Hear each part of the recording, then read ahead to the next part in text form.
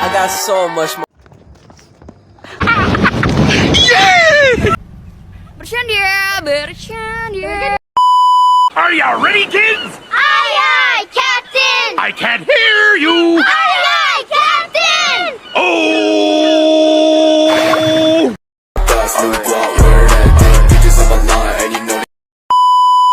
Assalamualaikum warahmatullahi wabarakatuh. Kami dari kelompok 1 PKN. Sebelumnya saya ingin memperkenalkan diri. Nama saya Naya Akbar. Nama saya Muhammad Raffi Akbar. Nama saya Alia Putra Madani. Nama saya Salma Hani Iskandar. Nama saya Devina Alma. Assalamualaikum warahmatullahi wabarakatuh. Perkenalkan, saya Muhammad Edi Prasetyo, absen 19 dari kelas 1. Saat ini kami sedang berada di Gelora Bung Karno. Di sini kami bakalan melakukan wawancara tentang Pancasila ke orang-orang yang ada di Gelora Bung Karno ini. Ya. Jadi stay tune aja, oke? Happy watching. Nah.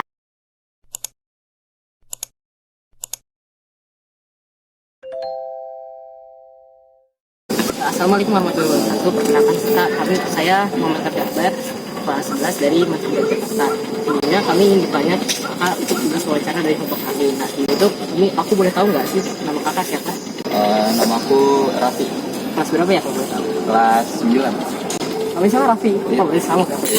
Oh my God! Wow! Jadi pertanyaan itu, kenapa sih menurut kakak kenapa Pancasila itu sering dijadikan sebagai pandangan hidup atau pedoman hidup? Karena Pancasila kan punya nilai-nilai tersendiri, nilai kerohanian.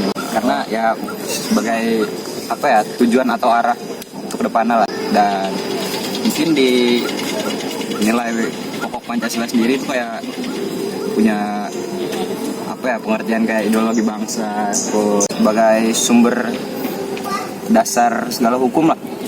Ya gitu aja. Nah, segitu aja. Ya. Oke, makasih ya kak. Ya. Dulunya. Assalamualaikum warahmatullahi wabarakatuh. Perkenalkan, nama saya Ada. Nama saya Salma. Kan juga saya izin bertanya. Kan banyak mengenai Pancasila yang belum diterapkan. Nah, menurut kakak tuh kalau Pancasila nggak diterapkan itu berpengaruh nggak sih buat masyarakat Indonesia atau malah biasa aja? Kalau berpengaruh itu pengaruhnya apa? Tentunya berpengaruh ya kalau menurut aku, karena kalau misalnya nilai-nilai Pancasila itu nggak diterapkan, selain banyak konflik di negara kita, itu bakal terjadi banyak sekali pelanggaran hak dan juga pelanggaran konstitusi. Kalau katanya, menurut aku juga berpengaruh karena dia jika tidak diterapkan tidak akan menjadi pandangan atau pedoman di dalam kehidupan berbangsa. Terima kasih ya Kak. Assalamualaikum warahmatullahi wabarakatuh. Perkenalkan, nama saya Salma. Saya Devina. Nama saya Chandra. Sebelumnya aku mau nanya, menurut kakak tuh bagaimana sih solusi yang paling tepat untuk menerapkan nilai-nilai Pancasila pada generasi muda saat ini? Yang pertama kalau dulu kan kayak zaman sekolah tuh kan pasti ada upacara tuh bacain Pancasila. Kayaknya sekarang upacara udah jarang ya. Benar nggak sih? Iya, biasanya. Terus kalau dulu tuh kita masih ada pelajaran PMP apa, sekarang udah nggak ada gitu. Ya sebenarnya sih perlu juga ya, maksudnya supaya istilahnya jiwa-jiwa sebagai Indonesianya itu tetap ini kan, walaupun negara makin maju, mana keluar negeri kan kita biar tetap cinta Indonesia. Jadi tetap harus ada yang kita ingat nih bahwa kita Pancasila Indonesia. Terus ya Pancasila itu kan sebenarnya penting banget karena kan itu ada 5 sila ya.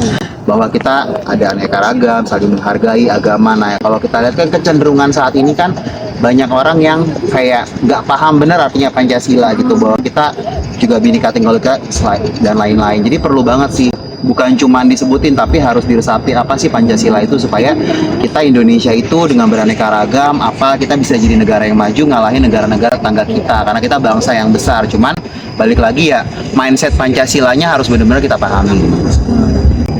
Menurut kakak solusinya gimana?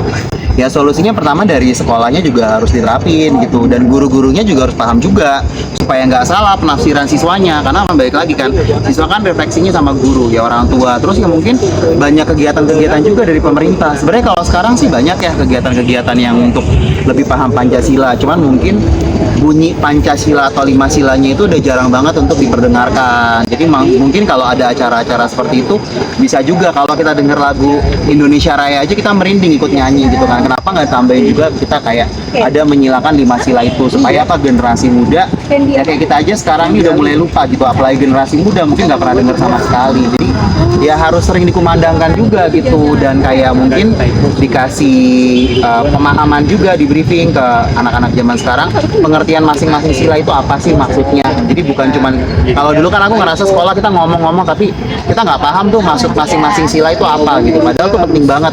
Jadi pada saat dulu pemerintah dulu membuat 5 sila itu kan pasti kan itu juga melalui proses yang cukup panjang. Jadi baiknya kita paham, kita sebutin 5 sila itu apa, tapi kita juga harus tahu makna dari masing-masing sila itu apa, tapi lebih ke pemahaman yang untuk kita terapin dalam kehidupan sehari-hari gitu.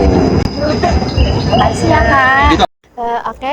Assalamualaikum, saya Inaya. Dan saya Davina. Ya, jadi sekarang kita akan menanyakan orang tentang Pancasila tuh relevan gak sih dengan kehidupan kita? Nah, relevannya itu bagaimana dengan kehidupan kita? Menurut kakak gimana? Kalau menurut saya sih Pancasila itu ya cukup relevan dalam kehidupan kita. Seperti yang kita ketahui kayak Pancasila kan yang pertama ketuhanan yang Maha Esa. Ketuhanan Maha Esa itu di Indonesia itu kan banyak Tuhan, banyak agama-agama yang ada di Indonesia kayak dari agama Islam, Kristen atau dan yang lain-lain. Itu berarti mereka menjunjung tinggi persatuan ketuhanan yang ada di Indonesia ini. Jadi menurut saya sih relevan sih kalau dari Pancasila yang pertama itu. Seperti itu sih. Assalamualaikum warahmatullahi wabarakatuh. Perkenalkan, saya Muhammad Heru Budi Prasetyo dari Sekolah Mansiran Jakarta. Saya di sini ingin untuk mewawancarai Ibu untuk perihal tugas PKN. Sebelum itu boleh saya minta izin nama Ibu siapa? Ya, saya Ibu Tia dari Duren Sawit, Jakarta Timur. Jadi ini Bu, saya ada satu pertanyaan buat Ibu. Kalau menurut Ibu ini peran Pancasila di dalam ekonomi di Indonesia itu apa menurut Ibu? Pancasila itu kan sebagai dasar negara kita ya, memang harus diterapkan dalam setiap kehidupan. Dalam ekonomi pun itu sangat penting. Contohnya misalkan kita dalam pendistribusian misalkan dari pemerintah itu harus adil. Misalkan distribusi ekonominya ke pelosok-pelosok itu harus adil. Nggak boleh yang di Jakarta aja yang banyak, karena nanti kalau misalkan di pelosok itu distribusinya sedikit pasti jatuhnya mahal gitu contohnya. Jadi memang sangat penting Pancasila diterapkan dalam ekonomi. Mungkin cukup sekian dari saya. Makasih banget ya Bu, udah diizinin buat wawancara Ibu. Maaf banget untuk ganggu waktunya juga. Saya izin dulu.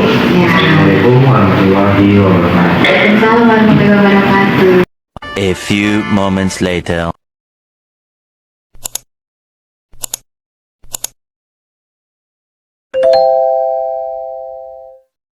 Siapa yang ngomong?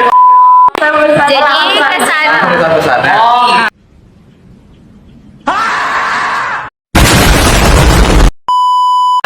Buat siapa yang ngomong duluan? Oke. Kalau untuk kesan saya, kalau saya sendiri kesannya baik, tapi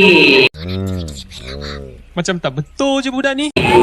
sedikit kurang gitu. Jadi orangnya susah, tapi lingkungan sekitar saya tuh karena saya jarang banget keluar, keluar juga. Aku pesan aku jadi mau cariin orang tuh malesin, susah karena yang ngeselin aja, terus udah ditolak juga lagi, udah gitu aja.